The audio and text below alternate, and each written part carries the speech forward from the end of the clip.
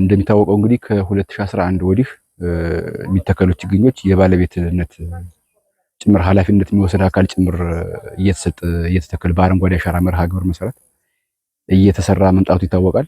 ከዛ በፊት ያለው ያው በዘፈቀደ ለመርሃ ግብር ለሪፖርት ያህል ይተከላሉ። ከዛ በኋላ የሚንከባከበው አካልም የሚጠብቀውም ባለቤትም ስለሌለው የመጽደቁ ሁኔታ ትንሽ ዝቅ ያለ ነበርና ከዛ ወዲህ የተተከሉ ችግኞች እንግዲህ በተለያዩ ቀበሌዎች እንዳያችሁት ተጠብቀው እስካሁን ያሉና የሚጨብጥ ለውጥ ያመጣንበት ስራ ነው። ከዚህ ከደን ችግኝ ተከላ ጋር በተያያዘ በተለይ ከአረንጓዴ ልማት ጋር በተያያዘ በዚህ ዓመትም እንግዲህ አጠቃላይ ወደ 13 ሚሊዮን እና የመኖ ችግኝ ደግሞ ወደ 4.2 ሚሊዮን አጠቃላይ ወደ 17 ሚሊዮን ችግኞች በሶስት ችግኝ ጣቢያዎች በ39 የግል እየለማ ይገኛል። በዚህም አጠቃላይ በወረዳችን በ2169 ሄክታር ላይ የተከላ ስራ ለመስራት የጉድጓድ ዝግጅቱ ተጠናቋል ማለት ነው። የተከላ ስራ እንግዲህ ለሚቀጥለው ሳምንት ጀምረን የተከላ ስራውን እንጀምራለን ማለት ነው። ያለን ዝግጅት ይሄን ይመስላል። በአረንጓዴ አሻራ መርሃ ግብር መተከል ከጀመረ ከ2011 ወዲህ የተሻለ ግንዛቤ ተፈጥሯል።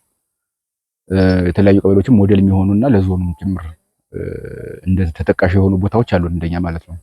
ከ6 ከ7 ዓመት በፊት የተተከሉት አሁን ሰው ሰራሽ ጫካ ሁሉ የሚመሰሉበት ሁኔታ አለና አስተማሪ ስራ አለ እንደወረዳችን ማለት ይቻላል። ያንም እንደ አብነት በመጥቀስ እንግዲህ አሁንም ያን ተሞክሮ መውሰድ በወል ችግኝ ተከላ ለመትከል የጉድጓድ ቁፋሮና የባለቤትነት ኃላፊነት የሚወስድ አካል እያዘጋጀን ያለንበት ሁኔታ አለ።